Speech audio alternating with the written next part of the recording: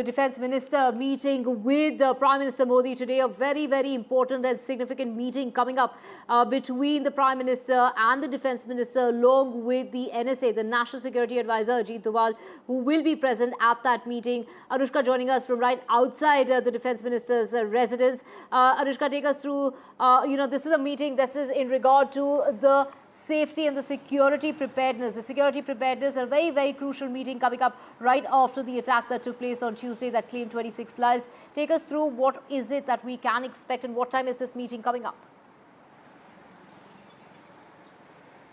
That's right, Divya. We are seeing rising tensions between both the countries today. The Defence Minister Rajnath Singh is going to meet Prime Minister Narendra Modi to brief him about the military preparedness around the LOC, where we have seen that Pakistan has initiated unprovoked small arms firing, which the Indian Army has said in a statement that they have responded to in a very swift and effective manner. The NSA will also be accompanying him regarding all the military preparedness that has been done around the LOC and the Indian borders, given in the wake of the terrorist attacks that has happened and the tensions that has been rising between both the countries. We are right outside Rajnath Singh's residence. We will show you the visuals. Remember, last night also there was small arms firing around Kupwara and Poonch, districts in Jammu Kashmir.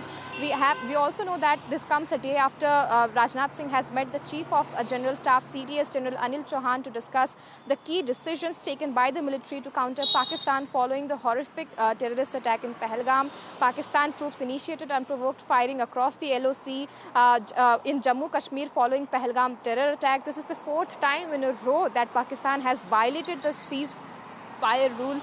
During the night of April 27 to 28, also Pakistan Army posts initiated unprovoked small arms fire across the LOC in areas opposite Kupwara and Poonch district. The Indian Army has in fact also given out a statement and has said that they have responded in a very swift and effective manner. Now this is a meeting that is scheduled between the Defence Minister and the Prime Minister. The NSA is also in fact going to be a part of this whole meeting, and both of them are going to brief the Prime Minister about the military preparedness along the border, given the small arm firings and violations of ceasefire that is being done from the part of Pakistan. Over to you.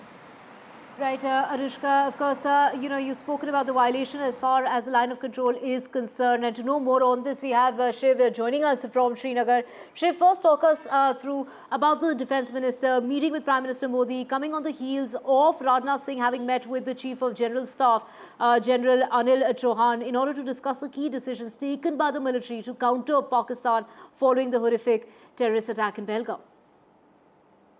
Defence Minister Rajnath Singh meeting Prime Minister, is definitely not routine. In normal course, such meetings happen all the time. But the Defence Minister meeting with the Prime Minister a day after he met with the Chief of Defence Staff is critical and crucial to what we are calling an overall security preparedness review. That's what two of my senior sources in the establishment are calling it.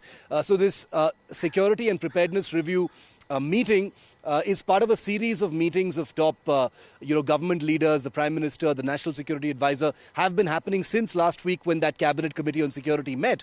Now, the Defence Minister has been briefed, obviously, by the Armed Forces Chiefs already. The Chief of Defence Staff, who has the border mandate, met with Rajnath Singh yesterday.